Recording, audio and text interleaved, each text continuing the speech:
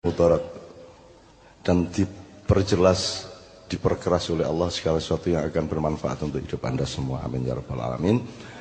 Malam hari ini kita berangkat dari sebuah ayat yang diusulkan oleh sahabat saya. Kalau di Indonesia sebut Kiai Haji Ismail BM. BM itu BBM dikurangi B. Dapat tamu sahabat saya ini bukan belajar ilmu, tetapi belajar wanitenan para kowe ngono lho. Jadi kalau Anda pinter mengenai Rasulullah, gawe disertasi iki Sayyidina Umar takon kowe aja kan elok tagak kon niku. Kan gitu. Sekarang orang pinter sekali tapi tidak melaksanakan. Orang ngerti banget mengenai apa-apa tapi pertanyaan adalah kamu tuh nek Jawa Timurnya kowe iki melok tagak kon niku. Ket biar ngomong tok ae Rasulullah begini begitu tapi Anda tidak jelas ikut atau tidak.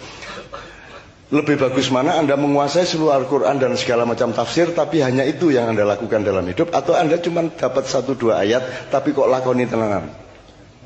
Nah, kalau yang kedua ini sahabat saya yang tukang makan semprong ini. Jadi kalau saya pernah ngamen di Filipina, di Amerika, makan semprong, makan silet, makan bolam itu, seandainya saya mengalami kecelakaan pada waktu itu, yang dosa dia. Karena dia yang mengajari saya itu. Ini Pak Ismail sekarang hidup di Tambunan. Tambunan itu bukan Batak. Tambunan itu sebuah daerah di Kinabalu, Sarawak, daerah Sabah, Kalimantan Utara, dekat dengan Filipina, ya, dekat dengan Mindanao. Jadi teman-teman sekalian, nanti kita belajar bersama. Orang yang berjaya itu bahasa Malaysia, sini sukses ya. Orang yang lulus hidupnya bukan orang yang banyak ilmunya, tetapi orang yang mungkin hanya mengetahui satu ilmu, tapi dia berani mati untuk mengerjakannya, kan gitu, untuk melaksanakannya. Kira-kira seperti itu. Jadi jangan dianggap kalau saya berkewajiban ngomong begini itu parameter bahwa saya pinter atau lebih alim dari Anda. Bukan sama sekali. Karena Anda harus cek yang mana yang saya laksanakan, yang mana saya tidak berani melaksanakannya.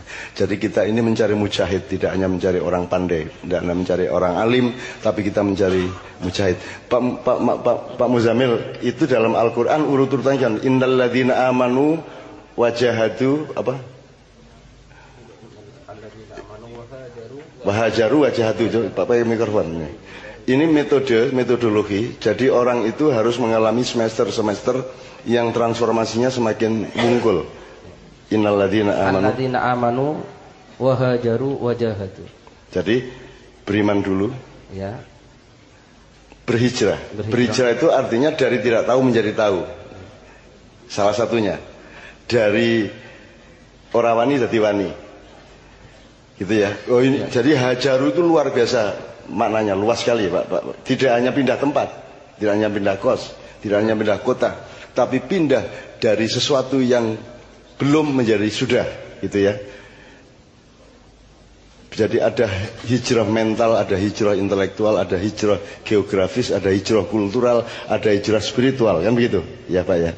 Setelah amanu wa hajaru wajahadu. Jadi kalau Anda belum latihan hijrah, misalnya Ramadan itu Anda hijrah dari kebiasaan makan pagi sampai sore, makan.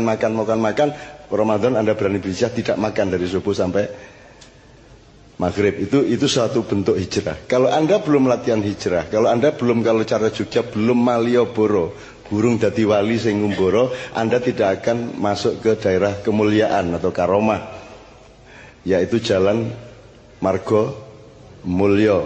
Sebelumnya Margo Utomo, terus Malioboro dadi wali sing ngumboro, baru Margo Mulyo. Kalau sudah Margo Mulyo, Anda sudah mendapatkan derajat tinggi karomah, Anda baru masuk dari kantor pos selatan, namanya Jalan Panguraan. Nah, Panguraan itu orang yang sudah tidak mikir lagi, pokoknya asal dia berbuat berarti perjuangan. Pokoknya segala sesuatunya untuk Allah dan Rasulullah, kan gitu. Nah, itu namanya Jalan Panguraan. Wis ora mikir-mikir mati ya ben. Nah, itu orang yang paling panguraan di antara teman-teman saya ini Pak Ismail ini. Nah, nanti kita cerita, jangan mencari ilmu dari dia, tapi tanya dia petualangannya bagaimana, keberaniannya bagaimana, kok bisa orang yang di Gontor tidak lulus sama sekali malah jadi kiai besar di Malaysia. Padahal ning Gontor iki luwih bodho ra karuan. Ning diukam hukum, diukam gundul. Di Gontor itu ada kelas 1, kalau yang 1A itu namanya kelas akselerasi. 1 naik kelas 3, naik kelas 5. 1B itu yang paling pinter saya misalnya. Sing pilihan kuwi sing cerdas istimewa kelas 1B, baru nanti agak sedengan C, D, E, F kuwi iso bayangke to. Lah ini G. Jadi awal G, awal itu 1, nanti Tsani A, Tsani, terus nanti Salis, Robi, Khomis, Sadis gitu ya. Nah, Sadis itu artinya 6 gitu, 6, As-Sadisah gitu. Nah, beliau ini 1G coba. Gue ini sore rapot, iki no rapot, jadi rapotnya ini. Ya, F itu bayangin kita A, B, C, D, gue harus kebak tau gue. Nganti F wis mempet kertas ngisor lagi G ngisor dhewe iki. Iya gue ya, itu nanti kita punya banyak kisah-kisah karena Anda jangan hanya belajar kepada kata-kata. Anda harus belajar kepada sirah Rasul, tidak hanya kepada sunnah Rasul. Sirah itu adalah perilaku kehidupannya, pertimbangan-pertimbangannya, keputusan-keputusan konkret yang tidak bisa dipelajari lewat kata-kata kecuali Anda mengenali perilaku itu gitu. Oke. Gitu ya kira-kira ya. Bersabar dulu Pak Ismail. Nanti saya tidak akan buka rahasia sampai dalam-dalamnya karena ya nanti disebut komunis sampean. Kalau saya terus-terusin. Ini saya kenalkan beliau Ustadz Hadik Ismail. Aslinya Ismail B. Malakalu, ya, beliau dari Adonara. Adonara toh ya, Adonara. Itu Pak Toto punya pengalaman di sana di Adonara. Terus Ibu Ismail dari Malang, ya, namanya Pak Ismail? Dwi Sulistiorini. Dwi Sulistiorini. Jadi pokoknya anaknya Pak Ismail ini kalau perempuan dikasih nama Jawa, kalau laki-laki dikasih nama yang serem. Nama anak pertama Abdul Malik Kaddafi. Abdul Malik Kaddafi. Kedua Abdul Qahar Muzakkar. Abdul Qahar Muzakkar. Ngerti Qahar Muzakkar ya? Oke. Ayatullah Khomeini. Nomor 3 Ayatullah Khomeini. Wis piye kuwi bapake gendeng to kuwi? Oh kabeh. Tan jenenge Kaddafi, Qahar Muzakkar, Khomeini. Terus yang perempuan Sofia. Sofia kalau paking ya. Terus. Al-Kautsar. Fasholli li rabbika wanhar. Israfil. Terakhir. Israel. Jadi putra terakhir dia yang insya Allah besok-besok akan meneruskan pesantren beliau di Sabah itu adalah Muhammad Israel. Jadi Israel ada dia. Mana Israel? Israel, berdiri Israel. Gue ono apa nih gue? Gue Israel gue. Jadi saya tanya sama bagaimana kau mulut kau kasar begitu bisa punya anak lembut kayak begitu? Dia bilang gitu. Ini lembut sekali orangnya. Sementara bapaknya tuh masya Allah. Kabeh disentaki setan, disentak malaikat, disentak. Kamu. Berdiri kau, buat. Cepat. Baca. Waduh. Mau urip karo iki pokoke jantunge kretek. Itu Pak Ismail. Melawat Sabah kan, semua anak-anak saya cuti. Libur menyambut Cak Nun kan. Oh, waktu ke Sabah. Waktu ke Sabah itu. Mikrofon aja satu. Pinjam. Ini hidup ini kita mempunyai prinsip. Hidup ini kita mempunyai prinsip. Kata Nabi Muhammad SAW, salah satu prinsip ialah menghormati tetamu. Jadi datanglah tetamu saya yang saya sangat sayang dan saya sangat rindu, Cak Nun ini dengan istrinya ke tempat saya di Malaysia. Hari itu anak saya semua harus kerja dan semua harus mengajar, cucu-cucu saja semua sekolah. Saya perintahkan hari ini harus cuti kamu semua. Untuk menerima tetamu yang saya sayang. Iya, itu karena menghormati tetamu. Jadi semuanya tidak penting. Iya kan? Ini kata Rasulullah Sallallahu Alaihi Wasallam. Jadi saya bertindak itu atas dasar sabda Rasulullah Sallallahu Alaihi Wasallam. Bukan saya nakal, bukan saya melanggar, tapi saya menjalankan perintah Rasulullah Sallallahu Alaihi Wasallam.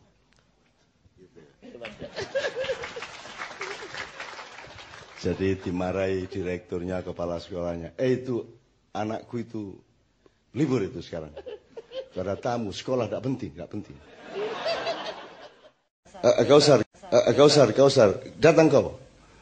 Ini kita kerja apa? Kerja mana direkturmu? Sini, tokekmu mana? Tokek, tidak penting, tidak ada kantor, tidak masalah di dunia ini. Ini ada tamu ini. Oh ngetan. Ya. Terus ada si yang belum nikah siapa? Al-Kausar belum nikah, disuruh datang, dan calon besannya juga disuruh datang. Bilang, ini anakmu sama anakku ini bodoh ini, cinta terus dari dulu, ndak nikah, bodoh nih mereka berdua. Ayo bilang bodoh. Anak besan tiga anak ngono. Ya apa? Oke teman-teman sekalian, itu kira-kira seperti itu gambarannya. Jadi mari kita belajar hidup. Tolong Anda semua ikut menggali. Jangan tanya mengenai ilmu. Ilmu akan keluar dengan sendirinya ketika kita memerlukannya. Jadi ibarat Anda belajar Quran, pertama Anda qiraah aja, belajar lagu aja sebisa-bisanya. Nanti di tengah lagu kan Anda punya problem tajwid, terus belajar tajwid. Terus punya problem makhraj. Ya toh? Belajar makhraj. Nanti di tengah qiraah Anda punya problem nahwu sorof misalnya, untuk pemaknaan Anda belajar nahwu sorof. Jadi bukan belajar grammar dulu baru berbahasa Inggris. Tapi wis pokoknya tabrakan bahasa Inggris sak iso-isone wis. Engko di tengah jalan kan Anda akan ketahui apa yang Anda perlukan untuk memperbaiki tata bahasanya. Kira-kira gitu ya. Nah, Pak Ismail, ini Pak Muzayyin ini beliau sahabat lama juga dari Gontor. Karena Pak Ismail ini, saya sama dia ini trio. Tolong ceritakan sedikit, ini supaya Pak Muzayyin jelas fungsinya dalam hidup kita gitu. Oh, iya. Ini saya dari Flores, Cak Nun dari Jombang, ada kawan saya lagi satu dari Jombang juga, dan kawan-kawan saya yang lain. Ini orang yang taat, jadi memang kami tidak berapa rapatlah di pondok. Ini kami ini orang paling hebat. Hebat kami ini main bola. Oh, saya pemain tengah, striker. Oh. Ini wing kanan. Satu Hazik itu dia midfield. Tapi karena kami waktu itu muda-muda, kanak-kanak, tapi lincah, hebat sekali. Kalau bola sudah di-offer oleh Hazik pergi ke Cak Nun bagi pada saya, memang saya tetap kasih gol. Memang hebat. Tapi kadang-kadang saya main-main lagi itu. Bola dikirim oleh Hazik kepada Ainun kepada Ismail. Saya bawa dulu. Dekat gol, saya tidak kasih masuk. Saya bawa lagi pulang. Top, kasih Nun lagi. Ya. Kan orang penasaran, penonton banyak. Terus kenapa itu? Wah. Kasih Ainun lagi. Ainun kirim pada Hazik lagi. Hazik kasih Ainun lagi. Bagi pada saya. Bersama main-mainlah. Memang gol punya. Assalamualaikum. Baru tendang. Wah.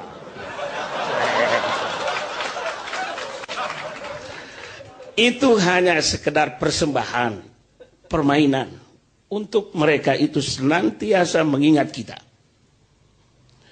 Bukan menangnya. Tapi persembahan permainan itu. Sehingga mereka kenang selama-lamanya. Oh, si hitam. Rupanya lincah.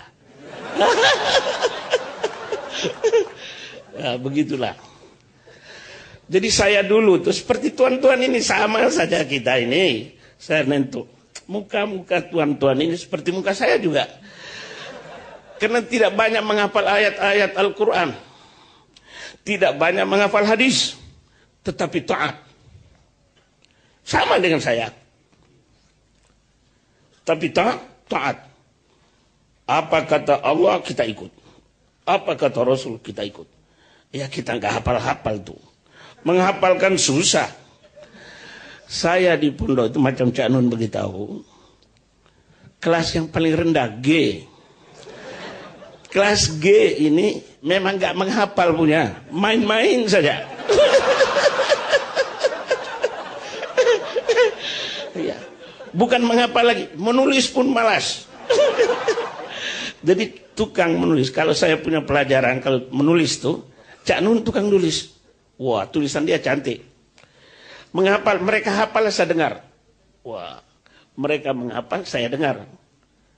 Pun susah mau hafal. Tapi karena kejujuran. Ya. Ada kata Ronggo Warsito kan. Itu Ronggo Warsito itu orang Jawa. Bukan orang Flores. Orang Jawa. Jadi dia bilang, Surodiro Joyo Ningrat lepur dening pangastuti. Wah, becek ke titi, olok ke toro. Wah saya hafal tuh. Hebat. Ini coba tengok. Hebat kan? Hebat kan tidak tuh? Surodiro Joyo Ningrat lepur dening pangastuti. Wah hebat. Ya cukup satu kalimat itu untuk bekal di Malaysia. Jadi begitu. Itu baru kalimat Jawa. Belum lagi kalimat Al-Quran. Kalimat Al-Qurannya begini. Ya ayyuhalladzina amanu. Itu selalu saya lihat. Tengok diri saya. Menunjukkan Allah sangat sayang kepada saya. Saya adalah kekasih Allah. Ya ayyuhalladzina amanu. Karena ayat ini diturunkan di Madinah. Ayat orang-orang pilihan baru dipanggil. Jadi orang bilang dulu wali-wali. Saya pun wali. Ya saya pun wali. Karena Allah sayang pada saya. Ya ayyuhalladzina amanu. Allah sangat sayang kepada kita. Allah ingatkan dengan firman-Nya, isbiru, bersabarlah. Wasobiru, kuatkan kesabaran. Warabitu, waspada di dalam perbatasan. Perbatasan sangat luas, tetapi paling penting perbatasan nafsu. Wattaqullah, konsisten.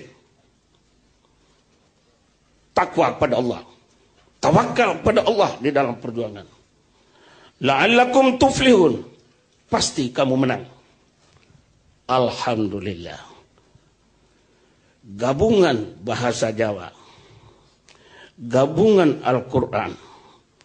Menjadi langkah hidup saya. Saya boleh ubah keadaan.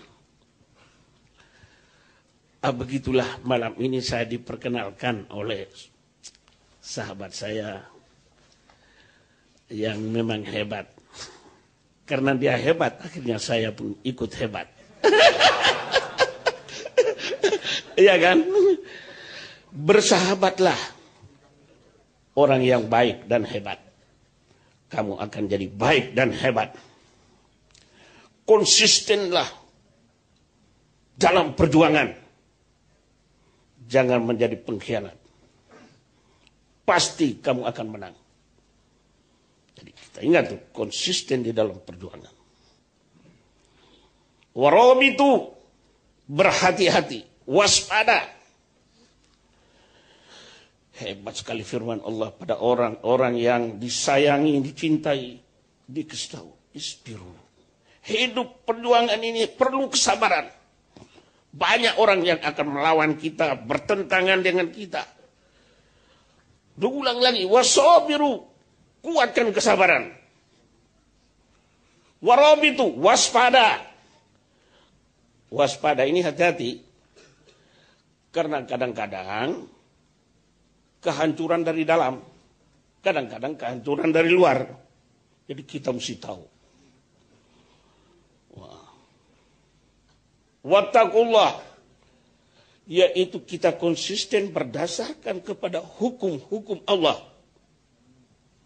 Dan telah dicontohkan oleh Rasul. La'allakum tuflihun. Pasti kamu menang. Pasti kamu berjaya. Alhamdulillah. Nah, kalau la'allakum itu kan kalau umum menerjemahkannya mudah-mudahan. Nah, Pak Ismail enggak mau. Mau aku, nah mudah-mudahan Iya. gitu ya. La'allakum ini firman Allah. Jadi bukan mudah-mudahan. Iya. Loh, siapa kan boleh terjemah suka hati dia?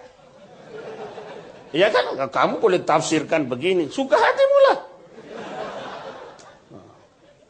Tetapi saya boleh pasti. Karena itu firman Allah. Tuflihun. Pasti kamu menang. Insya Allah kita menang. Masa Allah bilang mudah-mudahan ya? Ya. Iya. Mudah-mudahan tuh belum tentu. Pasti. Tentu. Iya kan? Mudah-mudahan tuh belum tentu. Pasti tentu. Gini Pak Ismail, saya tadi itu tanya, karena Pak Muzayyin ini kan gini, jadi Pak Ismail itu kan punya, jadi ketika belum ada teamwork di sepak bola, kami bikin sendiri teamwork 3 orang itu, jadi kita bosen menang. Jadi klub kami itu namanya Tunas Harapan. Tunhar. Bikin Tunhar. Itu kita selalu menang, lawan Dewan Guru menang, lawan klub manapun menang, sama keluar pesantren menang, di Ponorogo kami juara. Karena pokoknya cukup 3 orang, yang lainnya bukan lari-lari aja lah. Ini cukup 3 orang. Itu. Iya. Kami masih sangat muda, masih umur 15, 14, 16 paling. Jadi kita masih sangat kuat, pramuka juara, semua juara. Nah, ketika saya diusir dari Gontor, hancurlah hati dia. Hancurlah dia, akhirnya dia Tidak kerasan lagi. tidak kerasan di Gontor, dia bilang sama Hadik si midfield tadi. Di Gontor itu tidak ada jasa. Tidak ada bukti Anda sudah lulus atau tidak. Cuman ada apa Pak Muzayyin? Surat keterangan, surat keputusan, surat keterangan, lulus, naik kelas. Nah, surat keterangan itu pun naik tidak kelas. ada fotonya. Tapi tidak ada fotonya. Nah, akhirnya Ismail keluar dari Gontor karena kehilangan saya dan Hadik. Terus mengeluh sama Hadik, saya Malas sudah sekolah. Di Gontor saya tidak mau. Saya senang di Gontor karena main bola.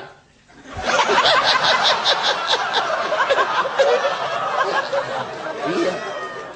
Iya kan? Iya. Bukan pelajaran kan di mana-mana boleh dapat. Tapi kan main bola yang trio ini kan tidak dapat di mana-mana. Begitu. Jadi akhirnya dia mendaftar sekolah di Malang karena tidak punya surat menyurat. Hadik bilang, ya sudah, kau bawa lah di suratku ini. Iya. Nah, ada surat keputusan kelulusan itu, Kelas 3, namanya naik 4. Hadik Azim. Terus dia daftar di PGA Malang, yang daftar Pak Muzayyin. Pak Yang Muhayyin mencatat ini. Pak Muzayyin. Dia ini pun anak Gontor juga. Pak Muzayyin tahu namanya Ismail, kok Iya. mendaftar pakai Hadik. Hadik.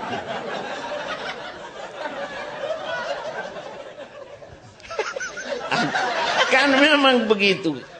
Ada nggak? Ini yang penting kita maju. Iya kan? Kita terabas saja apa yang berada di depan. Yang betul, yang pentingnya benar. Surodiro Joyoni, labur dening pangastuti. Kok hanya surat saja? Apa itu surat itu? Iya kan? Labur dening semua itu. Begitulah. Jadi akhirnya namanya di Malang adalah Hadik. Jadi Dikenal sebagai Hadik, cuman toleransi sama dirinya sendiri ditambahin namanya Hadik Ismail. Nah, Hadik Ismail sampai ke Malaysia, sampai ke Sabah. Di sana ini Ustadz Kiai Hadik Ismail. Nah, pelan-pelan Hadiknya mulai dikurangi supaya sama Hadik juga toleran. Nah, cucunya baru dikasih nama Hadik. Hadik Ismail. Nah, begitu. Jadi ini nggak jelas nih orang, Bang. Oke, nanti kita gali satu persatu Pak Ismail. Kita gali Subhanallah Akbar. Insyaallah. Nanti kita gali satu persatu. Jadi yang nomor satu pada dia adalah keberaniannya untuk menerobos sesuatu yang mustahil. Jadi beliau ini hidup 80 km dari Kinabalu, di mana orang Islam tidak boleh hidup di situ. Di sana semua orang Dayak, Kristen, dan tidak boleh ada orang Islam. Tapi saya dia ubah daerah itu menjadi Islam. Ya, hebat sekali. Kalau bapak-bapak nanti pergi ke Malaysia, saya selalu keluar dari iklan televisi sebagai contoh dakwah. Ya. Saya ke sana, tempat yang saya pergi itu orangnya semua putih. Saya satu orang yang hitam. Semua mereka rambut lurus. Saya satu orang yang rambut keriting. Kemudian mereka anggap orang hitam rambut keriting itu pengait. Pengait artinya tukang potong kepala. Kemudian mereka sama sekali tidak pandai berbahasa Melayu. Itu hebat. Mereka menyembah pokok-pokok, batu-batu besar. Itulah Tuhan mereka. Tapi karena kita ini, saya katakan tadi, kita boleh terobos. Boleh itu maksudnya bisa. Bisa. Kita boleh terobos. Halangan apapun juga. Yang penting itu betul. Insya Allah hari ini tidak boleh, besok boleh, lusa boleh, dan pasti boleh. Pak Ismail, ya. Sebelum Kinabalu ini, saya kan pernah ke Adonara, ini kan ujung Flores ya. Itu tempatnya itu yang mengerikan karena pertemuan arus, ya. Jadi kapal yang di situ selalu tenggelam. Ya. Nah, saya tidak membayangkan kenapa Pak Ismail punya keinginan ke Jawa, ke Gontor itu dapat fisik dari mana ya? Oh, hebat sekali. Allahu Akbar. Dibuka rahasia sedikit demi sedikit. Saya ini seorang anak laki-laki hanya satu saja dan anak emas. Kemudian nenek saya, ibu saya sudah meninggal. Nenek saya tidak benarkan sama sekali. Tidak benarkan sama sekali untuk saya merantau. Jadi bapak saya minta secara baik. Mak, Ismail ini kita kirim ke Jawa. Sekolah di Gontor. Di sana bagus. Begini. Kata nenek saya, kau saja pergi sekolah lah. Biar dia di sini saja. Disuruh bapak saya pergi sekolah. Saya biar dia tengok saya di sana saja. Tapi namanya bapak saya bukan cerita tentang sekolah. Dia cerita tentang Jawa. Oh, Jawa ada becak. Di Jawa itu ada sapi berjalan tak. Itu sapi yang bawa itu gerobak itu. Ada andong lagi. Oh, kereta kuda. Oh, ada THR, cerita, jadi memang menarik lah. Nah, ada kereta api. Mana ada kereta api di Flores? Mana ada becak? Mana? Oh, cantik di sana. Kalau di Jawa, siang seperti malam, malam seperti siang. Oh, jadi kata bapak saya, kalau kita tunggu kapal, memang kau tidak boleh pergi. Karena nenek mau tidak kasih.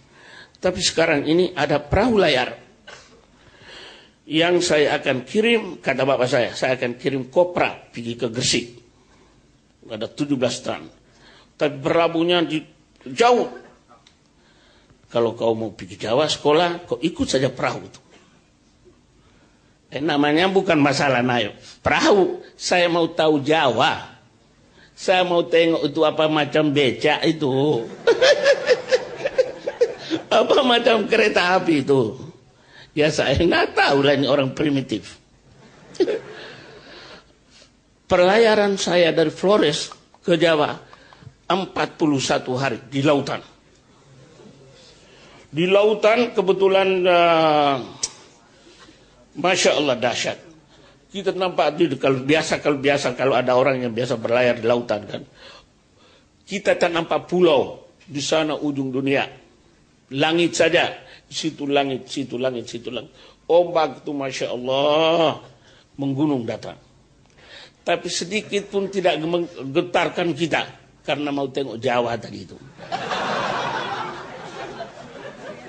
Memang Jawa ini menarik. Memang hebat. Setelah saya sekolah dan membesar, kawan dengan Janun apa semua, saya mau kawin dengan orang Jawa. Kenapa? Karena orang Jawa kulitnya manis, rambutnya lurus, suaranya lembut. Wah, dan itulah saya kawin dengan orang Jawa. Anak saya 9. Nah, jadi begitulah riwayatnya perjalanan saya. Nah, insya Allah kalau ini lain kali kita ketemu lagi. Saya dengarkan ibu dulu tidak mau sama Pak Ismail. Oh ya.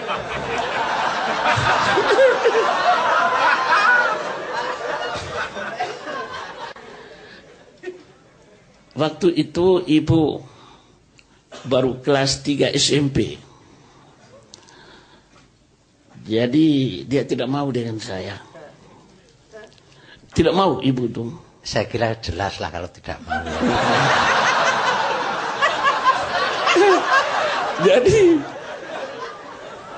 Pak-lenya bilang, Rin, kue saya kasih kenal kepada kawan-kawan dia tentara, ada pepangkat lah. Ini gurunya pun datang ke rumah dia. Wah, kita ini ada saingan. Kita sudah sepatu koyak-koyak. Koyak itu artinya robek-robek. Ya. Celana di belakang ini tambal-tambal karena naik sepeda. Memang lama. Oh. Tapi dapat mengalahkan semuanya itu dengan doa. Ya. Dengan doa. Waktu itu pun ibu belum Islam lagi. Satu keluarga. Luar biasa. Allah takdirkan ibunya sakit tangan. Rematik. Sudah ke dokter berkali-kali tidak sembuh. Jadi dia tanya, Pak Ismail, ini tangan saya ini susah. So makan obat kok sakit terus. Macam-macam tidak. Oh, jadi obat lagi kecuali minta pada Allah Subhanahu wa taala. Wah, sembahyang pun nggak pandai. Bagaimana cara mintanya? Wudu, beli telakum, sembahyang Allahu Akbar, mohon doa. Pakai bahasa Jawa pun boleh. Sembuh tangannya. Akhirnya jadilah menjalankan syariat Islam. Pelan-pelan anaknya pun ikut satu. Karena saya gurunya, anak-anaknya saya mengajar juga di SD itu. Tapi saya guru. Wah, alhamdulillah. Setelah ibu ini tamat kelas 3, mau naik SMA. Bapak dan ibunya tanya, Pak Ismail, ini Rini ini mau ke SMA. Kemana ya? Mau masuk. Oh, memanglah kita ini kan pintar.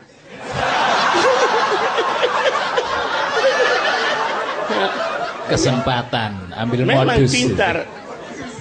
Apa jawab saya? Oh, paling bagus Bu, ada SMA Muhammadiyah. Karena SMA Muhammadiyah pertama dekat rumah saya. Saya boleh tengok ke lapang dia itu tiap hari kan. Nah, yang kedua, biar pendidikan langsung agama Islam di SMA Muhammadiyah. Oh, waktu itu sudah diterima dan pelonco ya, pelonco. Ada masa perkenalan, mapram. Dia mesti tanya pada saya, Pak Ismail, kami ini disuruh buat ucapan dakwah ini, pidato. Bagaimana? Oh, senang saja. Sini. Apalagi ajar orang cantik ini senang saja. Saya ajar dia pendek saja. Kuntum khairu ummatin ukhrijat linnas ta'murun. Itu ayat berapa deh yang? Ayat berapa, Dek? Kuat sini, kuat. Ya. Ali Imran ayat 110. Itu coba. Itu ayat pengikat.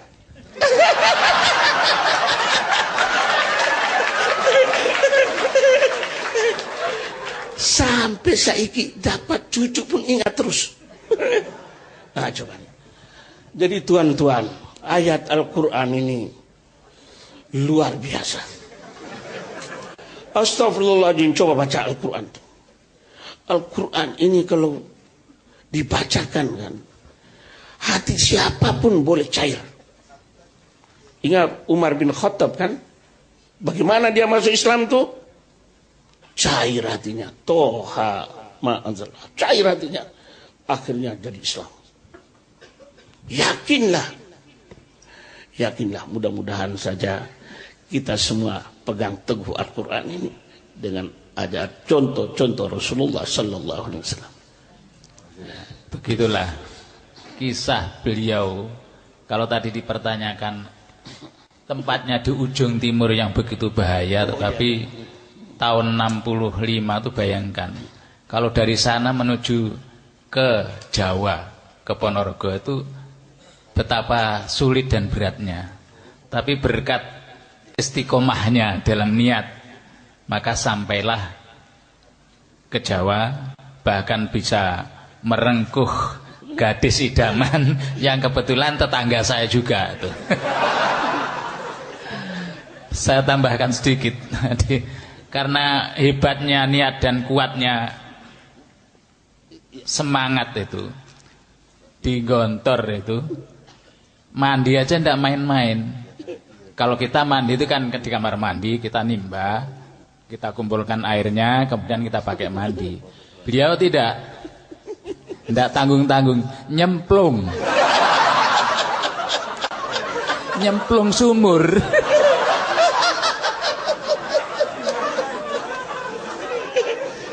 Sehingga teman-temannya yang mandi itu sisa yang dipakai ini. Ada saja alasannya. Ember atau apa ya? Timba. Nah, itu dimasukkan sengaja. Dia alasannya ngambil. Padahal maunya nyelam di situ mandi itu. Inilah hebatnya. Maka tidak heran kemudian mendapat sang gadis pujaan itu dengan mudah, walaupun dengan modus juga gitu. Maaf saja bahwa Ibunda Ismail ini sekeluarga dulu non muslim. Ya. Tapi karena ini tadi hebatnya hebatnya ini kemudian alhamdulillah bisa mengambilnya, bahkan seluruh keluarganya. Inilah berkat perjuangan yang hebat, yang mudah-mudahan juga kita semuanya bisa mengambil hikmahnya. Saya tambah satu lagi, ilmu. Dahulu kami sekolah di Gontor itu, kami luar Jawa ini paling tidak suka dengan orang Jawa. Iya, kami anggap orang Jawa di mana-mana pun dia perintah saja. Iya. Jadi kami ada dari Sumatera, ada dari Sulawesi, ada dari Flores, macam-macam kami. Jadi kami menggerutu lah kan. Jadi menggerutu. Saya bilang, saya boleh perintah orang Jawa. Kau pula dari Flores boleh perintah orang Jawa. Orang Batak pun nggak boleh. Wah, orang Madura pun tidak boleh. Iya, saya boleh perintah. Bagaimana? Kawin dengan orang Jawa. Saya suruh adik tolong buat air. Kan perintah sudah tuh kan.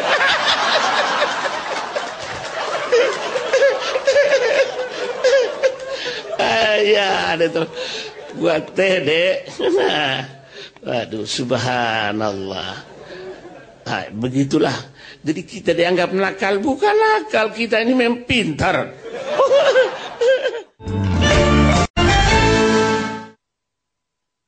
Hanya saja kalau belajar itu memang malas. Apa bersekolah lama-lama. Saya pun heran. Ya saya memang heran. Saya belajar kan.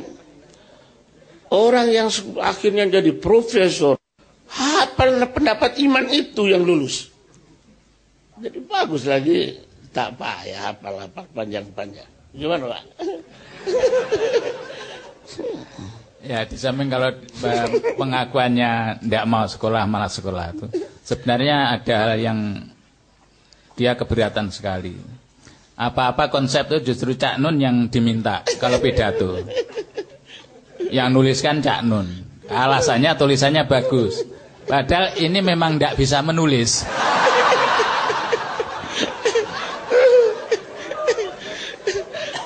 Jadi baru-baru ini Cak Nun pergi Tembunan bulan lepas tuh.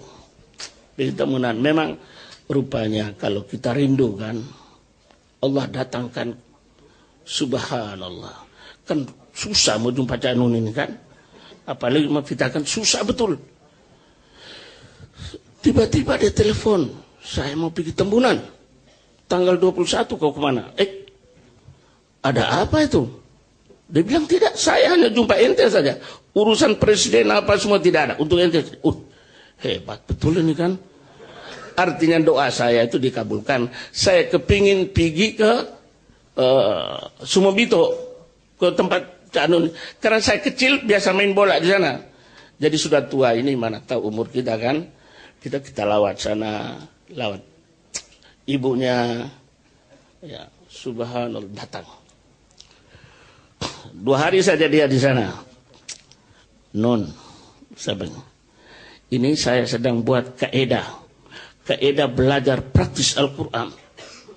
Insya Allah 1 bulan anak-anak sudah pintar. Tapi saya mau ente punya tulis tangan. Tulis tangan. Saya ini presiden pun tidak pernah perintah saya, menyuruh saya buat kerja. Ini ente pula buat kerja, suruh saya buat kerja. Menulis lagi banyak, dia bilang. Iya, ini hasil pemikiran saya. Jadi kalau ente tulis, kita kongsi. Share kan? Iya kan? Subhanallah. Dia tahu, ini kalau saya tidak tulis, berarti tergendala. Tahu tergendala kan? Terhambat, memang tidak boleh buat itu. Jadi akhirnya dia bawa pulang untuk ditulisnya. Jadi hebat kan? Tidak ada waktu bagi dia untuk menulis. Tetapi kata Allah, dia boleh menulis. Tulis juga. Hebat sekali. Semuanya ini tidak ada yang lebih hebat. Serah pada Allah Subhanahu wa ta'ala. Saya harapkan tuan-tuan, adik-adik, saudara-saudara semua, marilah kita membangun Islam ini. Dengan kebenaran, dengan kekuatan, jangan kita jadi pengkhianat.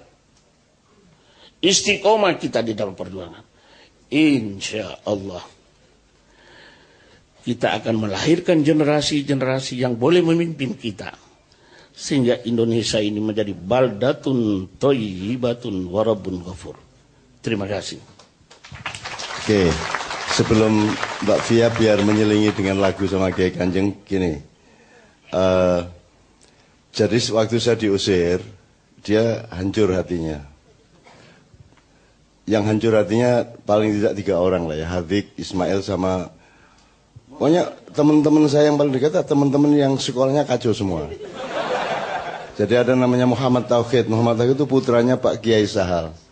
Nggak pernah naik kelas juga. Tapi dialah yang menangisi saya ketika saya angkat tas, naik dokar, pergi dari pondok. Nah saya pergi dari pondok. Rupanya pembesar-pembesar di Gontor tahulah hatinya dia. Ini sangat dibutuhkan. Dia panggilannya di Gontor Sarwo Edi. Sarwo Edi itu jenderal pahlawan tahun 1965. Jadi dia panggilannya Sarwo Edi. Sampai sekarang teman-teman Gontor masih manggil dia Sarwo Edi kan gitu. Nah, terus dia diangkat jadi kepala keamanan. Saya bilang ini Gontor gila. Ismail jadi kepala keamanan. Habis itu nanti barangnya anak-anak itu. Jadi dia sudah jelas kan miskin, menderita, nggak punya apa-apa. Dari daerah primitif non jauh di timur sana, naik jadi kepala keamanan. Jadi saya di Gontor itu teman-teman sekalian, yang Anda tidak akan pernah mengalami. Kami makan itu lari karena waktunya cuma setengah jam. Kita lari dari kamar ke dapur dan satu dapur sekitar 600 orang karena jumlah santrinya bisa sampai 5.000. Itu kita lempar piring sat, dan itu harus lari, tidak pakai sendal. Untuk hanya mendapatkan nasi dan sayur tewel, dan sepanjang hidup sayur tewel tok. Ya. Tiap hari enggak. Kalau pagi enggak sayur. Kalau pagi kita pakai ampas kelapa, itu dikasih garam sama lombok. Ah, itu lauknya. Ampas loh tapi. Nah, itu namanya Mbok Bi. Jadi Mbok Bi itu sangat terkenal. Pokoknya Mbok Bi itu kerjanya ampas itu setelah diparut itu yang hasil santannya tidak untuk santri, entah untuk siapa. Tapi ampasnya untuk santri. Jadi saya tidak percaya sama gizi sejak itu karena apa? Gizi apa? Gizi apa? Wong ampas campur garam tiap hari sama tewel. Jadi saya nggak percaya, sampai sekarang saya tetap nggak percaya sama teori-teori gizi. Bukan karena saya nggak ilmiah, tapi aku ngalami dewe opo gizi. Opo. Iya, jadi terus satu kamar itu sekitar 40 orang, Mas. 40 orang satu kamar. Ya, di pesantren itu. Nah, kami itu sigor. Sigor itu anak-anak kecil yang umurnya standar dengan kelasnya. Jadi kalau kelas 1 mu'alimin di Gontor itu berarti umur 13 ya. Nanti tamat umur 15. Setelah masuk aliyah umur 16, tamat umur 18 kira-kira gitu ya, Ustaz ya. Nah, kalau sigor itu enggak boleh ngerokok. Peraturannya sangat ketat ya. Kami sigor. Kalau yang sudah gede-gede baru masuk Gontor itu dia kibar. Kibar itu orang-orang yang sudah besar, yang kelasnya jauh di bawah umurnya gitu. Ya, makanya Sigor ini menang terus karena kita sedang big time gitu ya, sedang puncak energi, puncak kreativitas, puncak. Jadi sepak bola menang, pramuka menang, apa aja menang. Kiroah menang, tidak pernah ada kiroah selain kami yang menang, gitu ya. Jadi saya tidak pernah kalah soal kiroah selama saya di Gontor, dan dewan juri udah putus asa. Ainun melok tagak, melok wis juara wis. Angel-angel wis. Gitu ya. Nah, teman sekalian, dia jadi keamanan. Jadi struktur sosialnya gini, kalau kami orang-orang bawah itu meja, satu meja, mejanya ada kantongnya, jadi di tengah meja nanti bisa dikai bisa untuk dibuka separuh, di dalam meja kantong itu piring campur sabun, sikat gigi, buku, pakaian dari siji, yuk ditutup sinau, gitu ya. Nah, yang orang kaya itu punya lemari tinggi, ada trap-trapnya, ini untuk ada tingkat-tingkatnya, ada untuk pakaian, ada untuk buku, ada untuk alat dapur, alat kamar mandi, tempat sendiri. Nah, ini sumber bencana. Kita yang masyarakat meja rendah itu selalu sakit hati kepada yang mejanya tinggi. Dan orang yang paling sakit hati adalah Ismail. Wong dia tidak pernah meja selama di Gontor. Saya sama dia itu tidak pernah punya meja, tidak pernah punya kasur, jangan kasur, tikar pun kita tak punya. Pokoknya orang sudah tidur, baru kita cari-cari di mana yang kosong. Nah, ada sela-sela, disitulah kita melungker. Jadi saya selama di pondok, apalagi Ismail, saya aja kayak gitu. Saya yang cukup kaya ya. Saya bayangkan dia itu udah. Saya nggak pernah melanggar, dia melanggar terus karena kemiskinannya. Nah, selama di pondok saya tidak pernah melanggar. Satu kali pelanggaran politik saya langsung diusir karena demo besar-besaran. Terus dia digundul terus. Jadi kalau melanggar itu tingkat-tingkat, Mas. Kalau hukuman ringan nyapu atau nyapu gedung agak lebih luas, ntar disuruh apa. Puncak pelanggaran yang masih ditolerir itu gundul rambutnya. Terus kalau melanggar lagi yang sifatnya mau akhlak, itu tidak ada kompromi, diusir. Nah, yang diusir itu yang melanggar akhlak sama politik. Nah, Ismail ini pelanggarannya gundul terus. Jadi dia sepanjang di pondok itu gundul lagi. Banyak digundul digundul terus. Tapi dia tidak pernah gundul selama di Gontor. Kenapa tidak pernah gundul? Karena setelah gundul dia pergi sekolah lagi.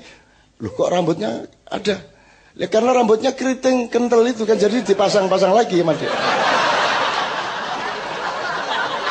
Ya. Dipasang-pasang lagi pakai lem dikit-dikit udah ada harus lagi. Itu Ismail. Jadi dia jadi keamanan. Mas, ini supaya saya cerita mengenai hal yang tidak akan mungkin Anda alami. Setiap orang harus belajar kepada masa silamnya. Nanti saya minta Mas Toto, Sabrang, Helmi semua ikut menggali dan Anda juga ikut menggali. Kata Sabrang, apa tadi kalimatnya Sabrang tadi? Kalimat apa itu berbanding lurus dengan kemampuanmu bertanya, kan itu apa Brang?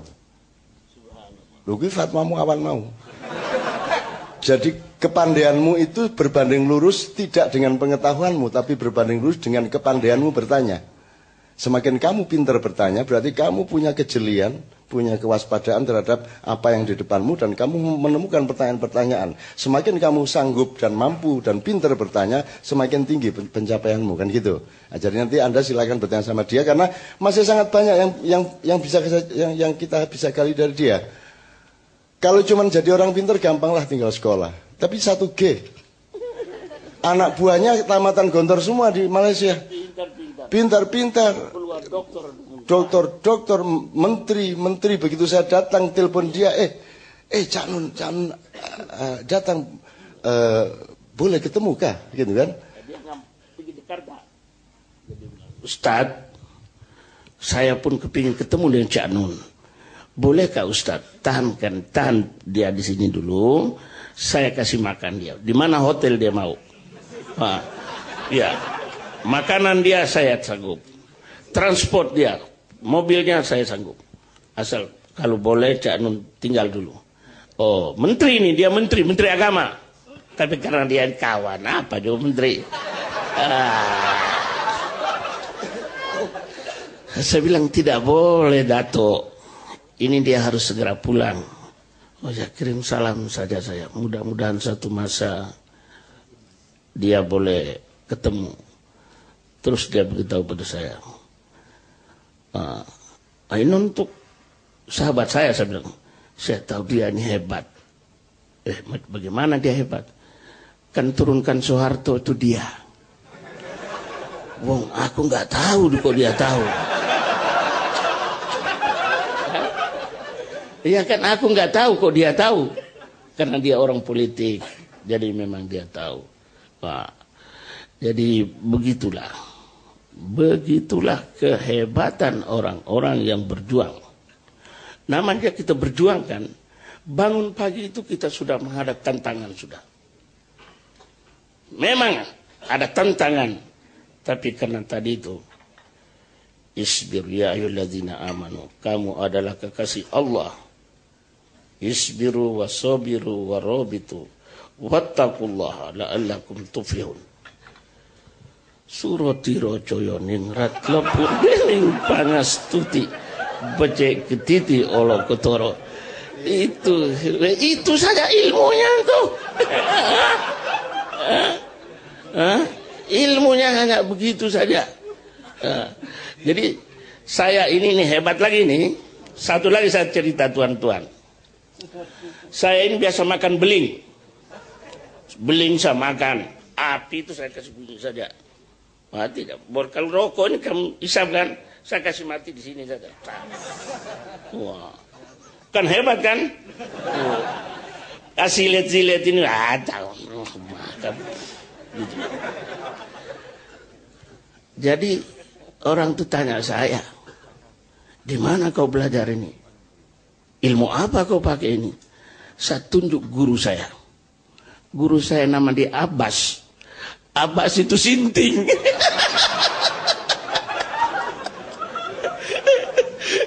Dia itu sinting. Rupanya sinting jadi guru. Karena dia ini biasanya dia kalau di pondok tuh dia makan tuh kelapa itu dia buka kaki gigi dia. Dia ahli reok lah. Kemudian itu habis buka semua dia buang kelapa ke atas, dia trading tap pecah. Hebat kau Bas. Iya. Jadi apalah ilmu itu Bas, boleh makan beling itu senang. Dia bilang summum bukmun umyun fahum la yarjiun. Wah, saya coba.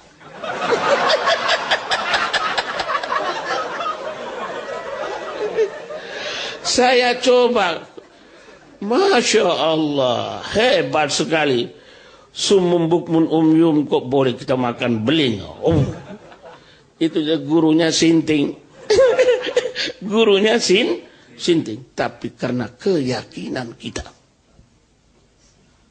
Jadi ilmu itu kita boleh dapat dari mana-mana saja. Siapapun membagi ilmu. Dan siapa saja, dari golongan manapun juga, dia itu ada. Di kulli syai'in maziyah. Dia mempunyai kelebihan.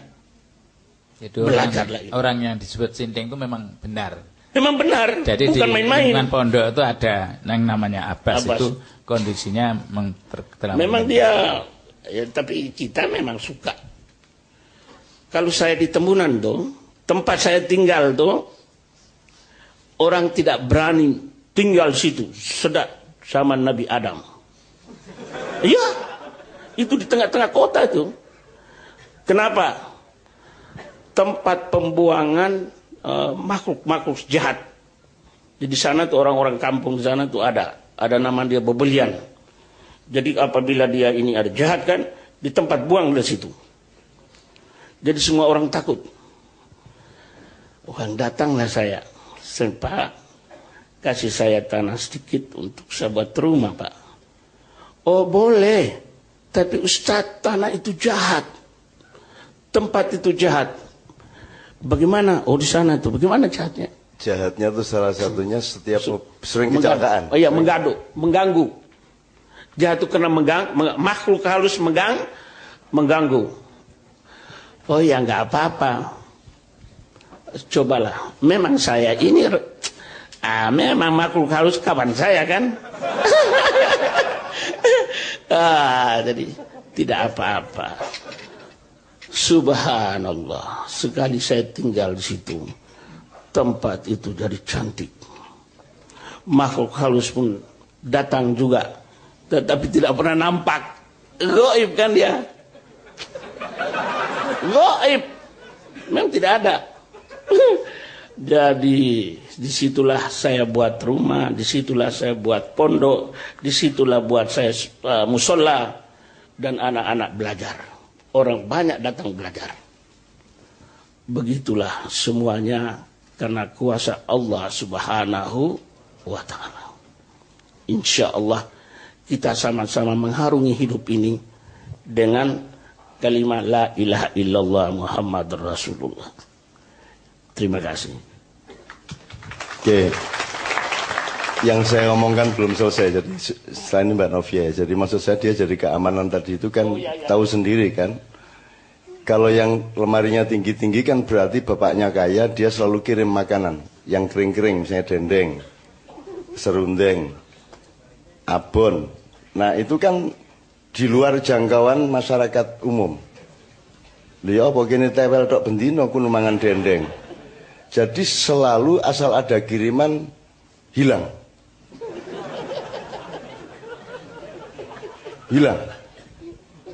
Nanti pagi-pagi setiap anak itu, loh kok ada makanan. Jadi kepala keamanan curi itu. Dendeng-dendeng itu. Dicuri, dibagi di meja-meja semua sekamar itu. Tuh. Tapi dia tanya dulu, kau dapat kiriman? Iya Ustaz. Kau bagi-bagi itu sama teman-teman. Oh iya, siap-siap kita bagi. Malamnya dicuri. Malamnya dia curi. Iya dia bilang sudah dibagi, sudah dibagi, sudah kata si yang dapat kiriman. Ditanya oleh kepala keamanan, sudah dibagi. Malamnya dicuri bener sama dia. Ambil, dibagi. Nanti dia lapor sama dia. Terus lapor apa? Makanannya hilang nih Ustaz. Loh, kata kau sudah dibagi-bagi. Kepada saya sudah kau bagi-bagi. Nah, dia saya bilang, ini memang saya begitu. Siapa yang pelit, memang jadi sasaran lah dia. Iya, habis datang makanan itu biasanya semua diletakkan di atas meja atau meja itu anak-anak punya tuh almari, sikit sehingga habis. Tapi orang ini kan pelit kan, dia makan sendiri. Wah ini korupsi, dia makan sendiri. Orang-orang susah nggak dikasih makan. Saya punya pendapat pada waktu itu. Memang saya mau makan juga.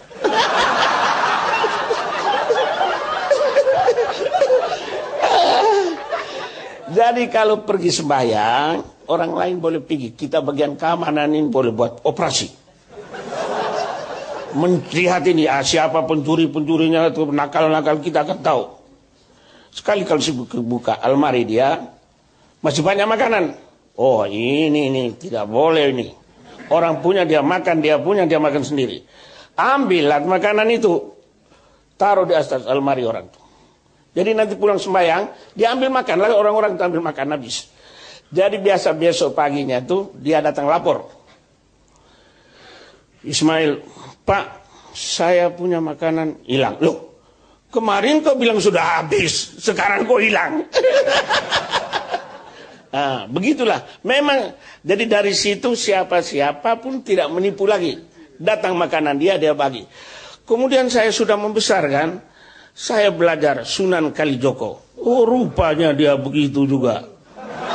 Oh, iya. Kan, begitu juga dia ini. Sama kita ini sunan-sunan juga lah ini. Jadi saya baca riwayat Sunan Kalijogo.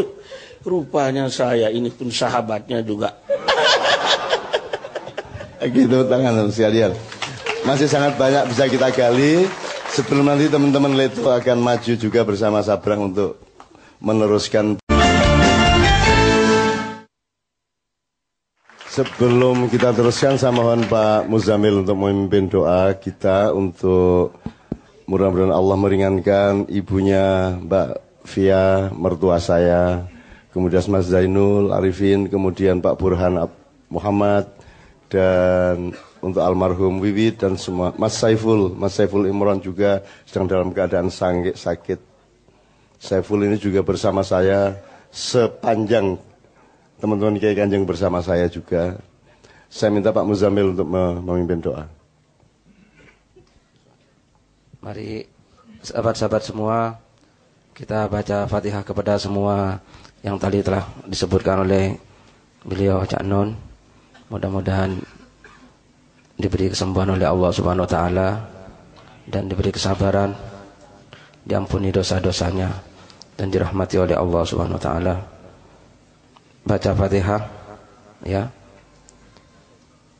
1 kali, terus nanti wa iyyaka nasta'innya diulang 11 kali sambil mohon kepada Allah mudah-mudahan tadi yang telah disebutkan disembuhkan. Ala hadini wa ala kunatin sholihan wa ala Mustafa sayyidina Muhammad sallallahu alaihi wasallam. Al-Fatihah. A'udzu billahi minasyaitonir rajim. Bismillahirrahmanirrahim. Alhamdulillahirabbil alamin arrahmanir rahim maliki yaumiddin. Iyyaka na'budu wa iyyaka nasta'in. Wa iyyaka nasta'in. Wa iyyaka nasta'in. Wa iyyaka nasta'in. Wa iyyaka nasta'in. Wa iyyaka nasta'in. Wa iyyaka nasta'in. Wa iyyaka nasta'in. Wa iyyaka nasta'in. Wa iyyaka nasta'in. Wa iyyaka nasta'in. Ihdinas siratal mustaqim. Siratal ladzina an'amta 'alaihim ghairil maghdubi 'alaihim waladdallin. Amin. Sampun. Oke teman-teman sekalian, bismillah kita teruskan sedikit sama beliau. Kalau saya melihat kehidupan Pak Ismail, Ibu, Mas Muzayin dan teman-teman Gontor yang sekarang sudah masuk Abu Sitin. Abu Sitin itu orang-orang yang wis ndase 6, jadi kepala 6, jadi 60 ke atas saya, Pak Ismail dan Pak Muzayin. Pinten sampean Pak? 68 sampean, Masya Allah. Sehat walafiat alhamdulillah. Nanti saya kira nggak cukup kalau waktunya hanya malam hari ini Pak Ismail, karena kita masih punya sesi-sesi berikutnya, sehingga saya kira tidak pantas bagi seorang pejuang untuk hanya kesini 1 kali ini. Itu berarti kurang istiqomah. Saya mau beritahu. Ada saya tambah 1 lagi untuk kenangan. Saya boleh berbicara dengan kuda. Hebat kan? Hebat ini. Saya di sana ada pelihara kuda. pelihara kambing, pelihara. Jadi satu masa kuda saya nama Tovan. Kuda saya nama dia Tovan. Satu masa hilang. Hilang sudah 3 bulan kali. Saya cari tidak ketemu. Tapi karena kita ini baik kan orangnya, apabila anak-anak sekolah berjalan tuh, saya ada kereta Pajero, mobil Pajero. Saya bilang, sini naik. Dia Islam atau tidak Islam, tak apa, asal naik. Saya antar ke rumah dia. Tapi dalam perjalanan tuh dia bilang, Ustaz, Tovan hilang kan? Iya, betul hilang tuh. Ada mereka ikat di hutan sana, Gauton nama dia. Hutan tuh arti bahasa dusun bilang Gauton. Dia ikat sana dalam hutan. Oh, siapa yang ikat tuh? Ada orang sana kampung. Dan kami sudah beritahu ini kuda Ustadz. Dia bilang tidak, ini kuda lomba yang terlepas. Wah, bertunduk saya lah. Jadi saya pergi jumpa dengan orang itu. Orang itu sedang bawa kayu dengan bawa parang. Saya bilang, Tuan, pakai bahasa dusun lah. Ini ada nampak kuda gak? Kuda saya terlepas gak? Hilang. Oh, kuda Ustadz hilang. Apa tanda-tanda kuda itu? Kan kuda itu ada tanda. Macam mana pemilik dia itu? Saya mana ada pernah lihat tanda-tanda kuda itu? Iya, saya tidak pernah lihat tanda-tanda kuda itu. Tapi saya beritahu pada dia, begini, saya akan cakap dengan kuda itu. Kalau kuda itu menjawab, memang itu adalah kuda saya. Wah, Ustadz mau cakap dengan kuda? Iya, saya tanya. Kan aneh, dia begitu dia kampanye, dia panggil orang-orang kampung nih. Mari kita mau dengar, Ustadz mau cakap dengan kuda. Jadi orang keluar rame-rame. Wah, dia tanya tanda-tanda saya tidak tahu, tapi saya mau cakap dengan kuda itu. Jadi orang kampung pun keluar rame-rame mau lihat keanehan bagaimana Ustadz boleh bicara dengan kuda. Gauton tuh dia ada mendaki sedikit. Jadi orang kampung banyak. Dia mau menyaksikan bagaimana Ustadz mau cakap dengan kuda. Mendaki sana, saya nampak kuda diikat di sana itu. Wah, saya panggil, Tovan, dia dia dia jawab, iya, dia terus jawab, terus saya pergi peluk dia, saya tampar pipi dia. Bagaimana? Kuda saya ke tidak? Iya Ustadz. Iya Ustadz, kuda Ustadz lah itu. Ini. Jadi cakap dengan kuda itu begitulah cakapnya.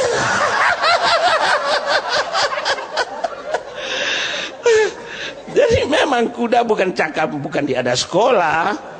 Memang dia cakap. Dia kan tidak sekolah kan. Saya walaupun sekolah 1G tapi boleh. Kemudian untuk Ustadz, bagaimana Ustadz bawa pulang? Oh senang. Dia akan ikut saya di belakang kereta ini. Habis kuda itu biasanya saya kasih makan kan tiap hari. Jadi saya ikat kuda itu dekat Pajero, di belakang Pajero. Saya pergi bisik telinga dia kuda. Main-main, saya bukan betul-betul tuh. Bukan betul-betul tuh. Untuk mereka suspend saja, mereka heran-heran saja. Saya pergi kasih ini kuda bagus-bagus. Saya ikat, kemudian saya cakap pada kuda itu. Kau ikut pelan-pelan di belakang Pajero ya. Oh, saya pun start Pajero. Memanglah pelan-pelan dia ikutlah di belakang Pajero karena dia terikat.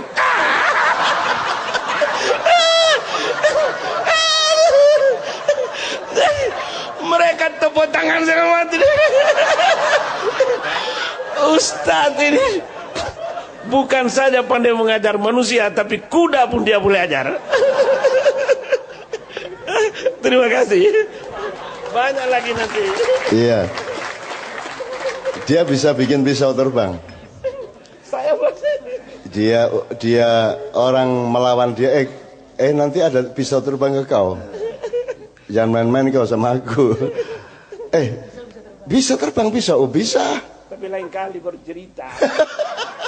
Ya, caranya bisa terbang ya orangnya serius saja terus dilempar sama dia terbang dia kan terbang. Tapi karena keyakinannya, kehebatannya, itu daerah yang anti-Islam itu semua sekarang Masya Allah. Sekarang saya jalan sama dia ke pasar kemana-mana Masya Allah. Setiap orang hormat sama dia. Oke teman sekalian, kita kasih beberapa orang kalau ada yang menanyakan. Saya sendiri punya banyak pertanyaan. Toto anytime sama Sabrang tolong paling tidak satu usaha untuk menggali beliau. Karena masalah di sini bukan pinter, bukan kognitif, bukan ekspresi. Masalah di sini adalah keputusan-keputusan yang berani dalam kehidupan, bahkan menembus hal-hal yang mustahil dengan keyakinan yang buta kepada Allah Subhanahu wa taala. Ada satu muktasib, dua.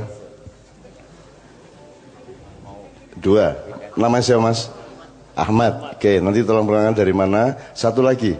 Sebelum Mas Toto sama Sabrang juga, Patuh pun boleh ya. Satu lagi. Kalau nggak ada silakan Ahmad dulu, baru Muhtasib. Ahmad dulu, Ahmad. Sini Ahmad. Ya, tolong mikrofonnya sebelah sana Mas. Ahmad. Bergerak Anda, ya. Oke. Ya. Terima kasih. Assalamualaikum warahmatullahi wabarakatuh. Waalaikumsalam warahmatullahi. Nama saya Ahmad Suparmen dari Semarang. Oh, Semarang. Iya. Yang ingin saya tanyakan kepada Ustadz Ismail aja lah. Saat Ustadz tadi dibilang adalah wilayahnya itu semua non Muslim, kemudian di situ terkenal dengan ekstrimnya karena orangnya bisa dikatakan sangar-sangar gitulah kalau bahasa Jawanya. Nah, bagaimana cara Ustadz itu kok bisa mengislamkan mereka? Apakah dengan apalah istilahnya apa ya? Apa cara pertama kok mereka itu bisa percaya kepada Ustadz? Oh, iya kok. Kemudian mereka bisa langsung masuk Islam. Itu aja dari saya. Terima kasih. Oh, hebat ini. Pertanyaannya memang hebat. Kunci perjuangan. Ahmad bertanya ini memang hebat. Tadi saya cerita, saya tinggal tuh di gubuk yang memang begini. Jadi di hutan ini. Mereka ini tinggalnya jauh-jauh. Jadi apabila mereka dengar ada guru hitam kan, mereka ingin tengok, mereka ingat lihat. Anak-anak itu. Jadi mereka lihat saya di luar, macam saya dalam kebun binatang, Bang. Ayah. Mereka tengok saya dari lubang-lubang itu. Apabila saya keluar, buka pintu, mereka lari. Dia bilang, kau gusa. Artinya kau tidak dapat mengejar, Nah, oke. Nanti saya masuk lagi, datang lagi dia mereka. Tengok, wah. Dalam hati saya ini saya boleh tawan mereka ini semua ini. Jadi mulai saya belajar bahasa dia. Mulai saya pandai mereka sana kita belajar bahasa dia senang betul. Alhamdulillah saya pandai bahasa dia sikit-sikit. Mereka bilang, Ustadz kami mau belajar silat. Loh, saya ini nggak pandai silat. Tapi seorang guru orang Indonesia bilang, mesti jangan bilang kau tidak pandai, harus pandai. Boleh saya ajar. Jadi belajar silat ini ada cara dia, ada buka gelanggang. Kita buat saja, bukan saya tahu juga. Karena ajar pada orang yang bodoh kan. Jadi kita pintar sedikit, dia bilang kita pintar. Saya buat gelanggang ini di tengah ini kasih lubang. Barulah taruh siram air. Kemudian di keliling ini saya siram air keliling. Nama dia gores. Kalau masuk di gelanggang ini jangan coba-coba nakal. Hebat kan? Memang seorang pendekar itu mesti garang juga. Wah. Setelah masuk ajar silat ya kita kalau tumbuk saja tangkis pukul memang pandai juga kan ajar. Sudah beberapa hari itu mereka pun kesedapan. Ustadz kami mau belajar ilmu dalam itu. Ya habis mereka nampak saya boleh makan beling kan. Api begini saya buat gitu boleh. Pada ilmunya Pak Abbas tuh sumum bukun umum.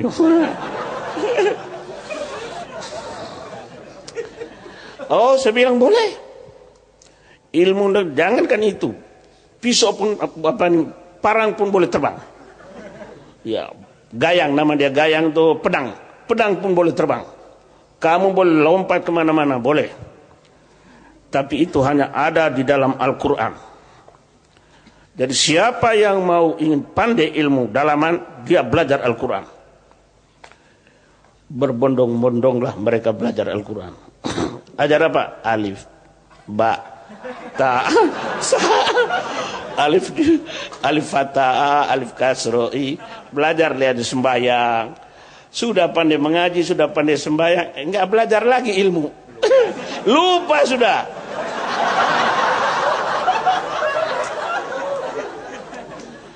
Jadi anak-anak kecil-kecil murid-murid saya yang sudah percaya macam antum ini, ya, mereka sana ada menyembahan nama dia Kinaraingan. Kinaraingan itu Tuhan juga, tapi mereka percaya pada batu, ya. Batu-batu besar, kayu-kayu yang boleh memberikan satu kekuatan. Ini psikologi saja nih kan. Kalau malam saya cari murid-murid yang kecil. Memang saya buat surau sendiri. Kemudian anak-anak yang sudah pandai mengaji tinggal dengan saya. Jadi malam saya bawa jalan. Di mana tempat-tempat yang dianggap angker itu, saya duduk-duduk di situ. Wah. Saya duduk saja di situ. Budak-budak ini 3 orang saya bawa. Kemudian kayu pokok yang pohon yang bilang besar itu dianggap angker itu. Wah, saya pun berdiri di situ. Pukul-pukul pokok itu. Nah, dulu tidak ada surat kabar. Ya. Jadi besoknya itu anak-anak kan cerita. Itu surat kabar saya. Cerita pada ibu bapak mereka, Ustaz itu berani betul bang. Tengah malam kami bawa jalan, pergi berdiri, tidak apa-apa nih, berdiri di tempat ini sembahan begini. Oh mulailah. Jadi mulai dari situ orang pun banyak datang. Saya suka kumpul-kumpul mereka, kasih minum, ya, kasih minum. Mereka suka minum tape itu untuk minum mabuk-mabuk, ya. Koya tuak tape daripada beras mereka buat mabuk. Jadi kita mesti tes. Kita mau jagonya kan, kita cari yang paling jago di kampung itu siapa. Mereka datanglah pemuda-pemuda yang jago. Saya cari yang paling jago. Sini. Mereka ini ada tes kepala pun boleh, tes tangan pun boleh, tes kaki pun boleh. Siapa kuat. Tapi saya cari yang paling jago itu tes kepala. Saya pegang kepala dia. Saya kira 3 kau pun antuk, kita macam kambing itu pak, gitu kan? Adu kepala. Tapi kita mesti pintar, paham gak? Mesti pintar. Saya adu pakai ini, saya hentam dia di sini. Iya kan pak? Kepala saya kan biasa main bola, main takro, biasa. Dia kan di sini, sadap. Oh pening dia. Oh pening. Jadi saya tanya, mau lagi? Ulah, oh, dia cukup. Mereka go, aduh cukup, ampun, minta maaf dia. Ya kalau saya kerja lagi kan sebelah lagi tambah pening lagi. Saya tanya lagi, aku maukah? Tidak. Kau maukah? Tidak. Maukah? Maukah? Tidak. Jadi semua kalah sudah.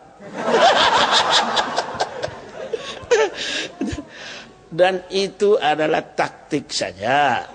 Bagaimana mengalahkan orang yang kuat tetapi bodoh. Nah, iya kan? Kita semua boleh buat dengan matlamat kebaikan, menegakkan kebenaran. Ini coba. Insya Allah kita menuju ke wawasan membangun Indonesia indah ini menjadi baldatun thayyibatun warabun ghafur. Jadi beliau ini di Malaysia enggak tahu 30 tahun lebih ya? Oh, mau 50 tahun. Mau 50 tahun, tapi beliau ini presiden Berkisah itu perhimpunan keluarga Indonesia di Sabah. Sabah dan Sarawak. Jadi tidak jelas ini orang Malaysia apa orang Indonesia. Nah, tapi kelihatannya tidak ada masalah karena orang Indonesia konjennya di konjen itu apa itu? Konsulat Jenderal juga semuanya membutuhkan dia, Malaysianya juga tidak tuduh-tuduh macam-macam karena membutuhkan dia. Kalau ada dia kan beres masalah, mau Batak, mau orang Batak, mau orang mana. Saya ketemu sama semua anak buah dia yang pengusaha-pengusaha, orang gede-gede, orang jago-jago, badannya juga gede-gede. Bagaimana kau bisa mimpin orang besar-besar, saya bilang. Dia tipu-tipu aja. Israel. Subhanallah. Padahal 1G loh ya. Bayangin 1B kayak aku ya. Yes. Oke teman-teman sekalian, saya Mustahdib, silakan. Sip.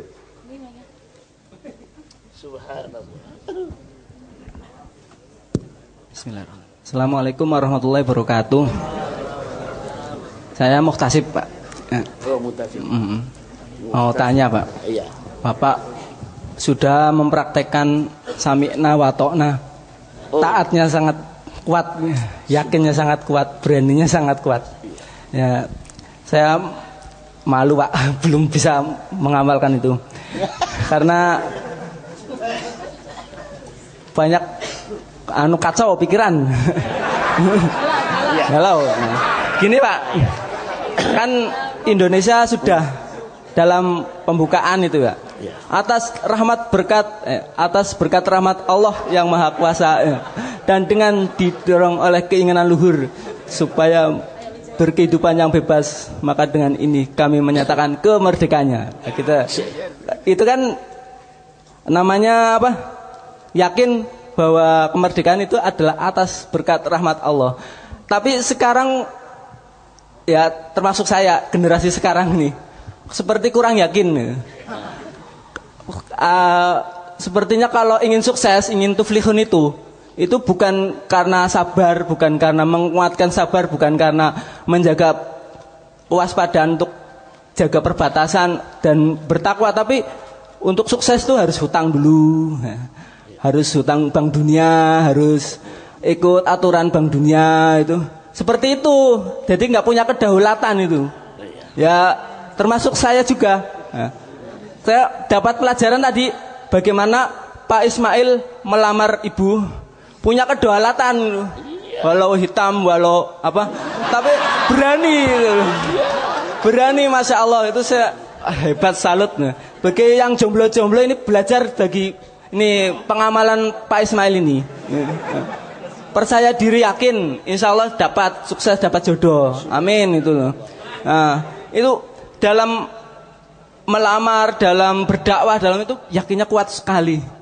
Bagaimana Indonesia, Nusantara ini bisa seperti keyakinan Pak Ismail ini dalam menjaga jati dirinya itu. Terima kasih. Assalamualaikum warahmatullahi wabarakatuh. Ini hebat sekali pertanyaannya. Saya ingatkan pada tuan-tuan sekalian, yang masih muda lah, yang tua tidak. Kawin itu pakai cinta, tidak perlu pakai duit. Ya, saya cinta dia, dia cinta saya. Kita sepakat kawin. Memang orang tua akan setuju juga. Jadi yang bujang ini jangan lama-lama, paham? Untuk melahirkan generasi yang kazar'in akhraja syatu fa'azaru fastaghlazu fastawa 'ala suqi.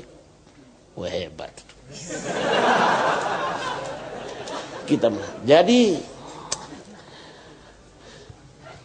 Allah punya rahasia.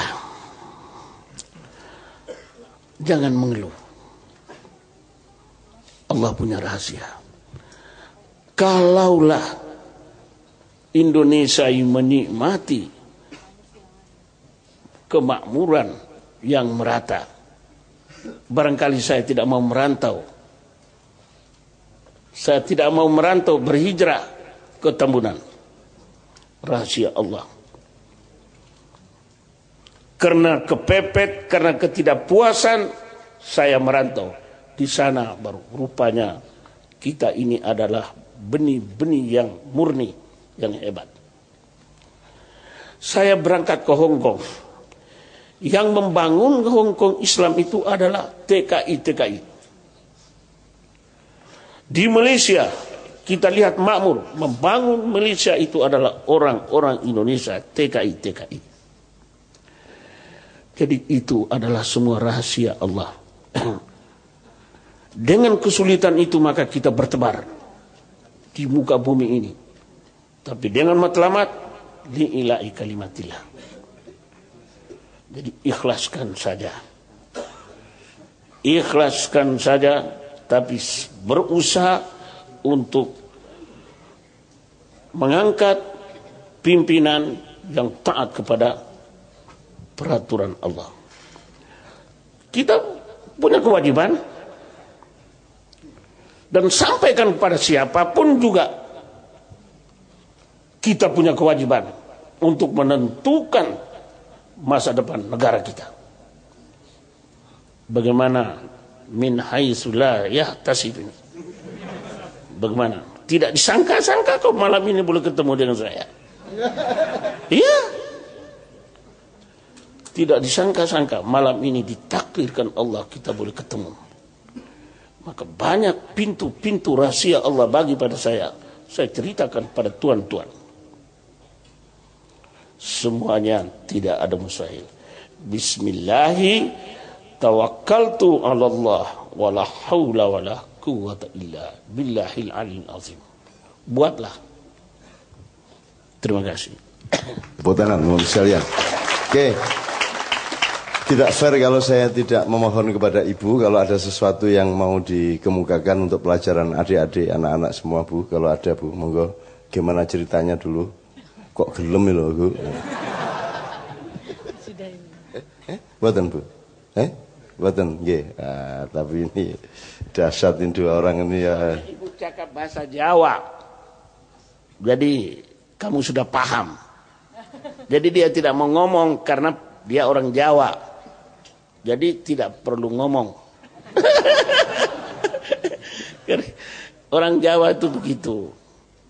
Dia diam tapi bekerja. Hebat betul. Pak Muzayyin, tafadhal. Kalimat al-akhirah.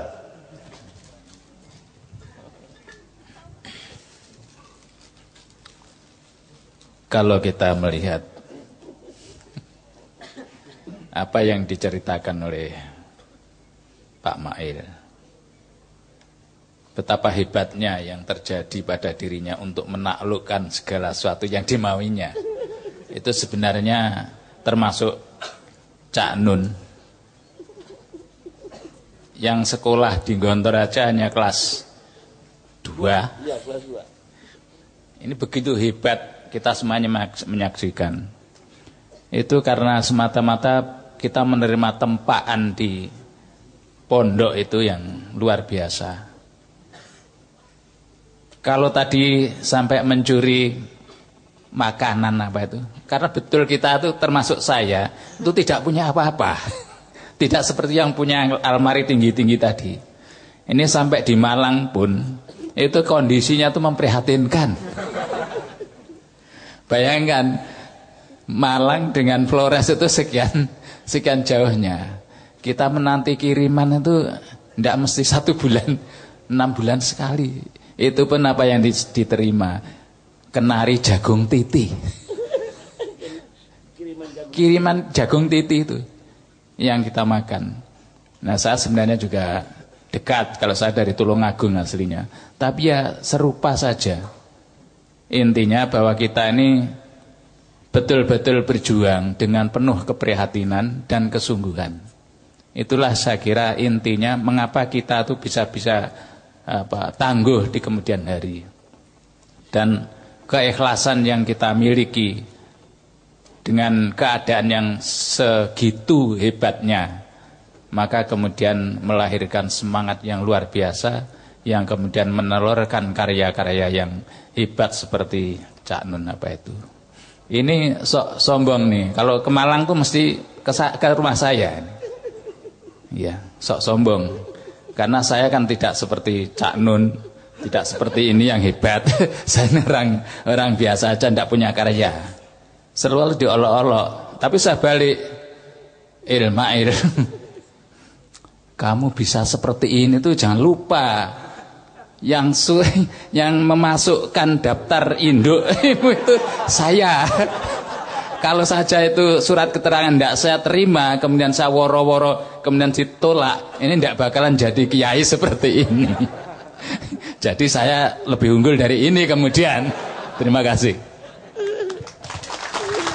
Oke, jadi teman-teman sekalian, sangat tidak cukup waktu sebenarnya. Jadi gini, saya di Gontor itu 2,5 tahun kurang sedikit diusir. Saya selama di Gontor tidak pernah beli sabun, karena beribu-ribu santri pakai sabun dan masih tersisa segini sudah dibuang, sehingga pekerjaan saya adalah mengumpulkan buangan-buangan sabun itu. Sekali mengumpulkan itu bisa berlaku 6 bulan karena sangat banyak. Saya tidak pernah beli odol, karena setiap orang memakai odol itu yang ditekan lehernya, seharusnya kan buntutnya, untuk mendorong ke depan. Jadi selalu tersisa di bagian belakang itu sisa-sisa odol, sehingga saya urut, nanti saya kumpulin jadi satu. Sekali operasi saya bisa 6 bulan dapat.